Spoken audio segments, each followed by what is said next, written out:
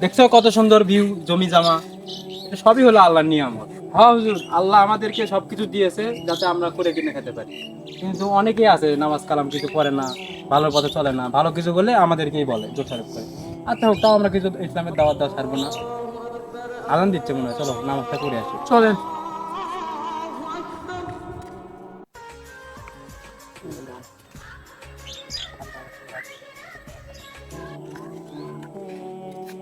হুজুর দাঁড়ান, দেখেন আজান হচ্ছে, আমাকে ছেলে পেলেরা নামাজ কালামে না যায় কি করেছে দেখেন। কি বলবার, সবার এই নিয়মটা এইরকম, ভালো কথা কাউকে বলার নাই। তবুও ইসলামের দাওয়াত দাও, নামাজের দিকে আহ্বান করো, বলো। এই যে বড় ভাই, বড় ভাই, এই যে বাবারা, এদিকে শোনো একটু।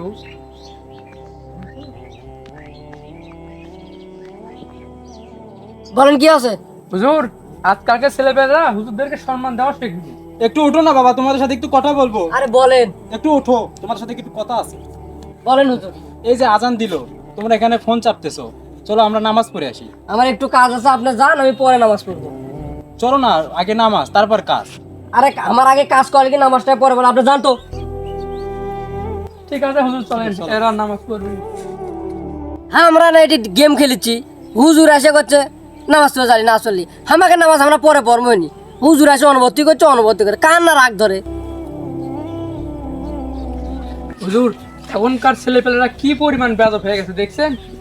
ঠিকই আছে, এদেরকে কি বলবা, বললে পরে আমাদেরকেই উল্টো ধমক দেয়, আমাদের কিছু করার নাই। তো আমরা তাদের জন্য দোয়া করবো, তাদেরকে যেন আল্লাহ হেদায়েত দান করে। চলো আমরা আমাদের কাছে যাই।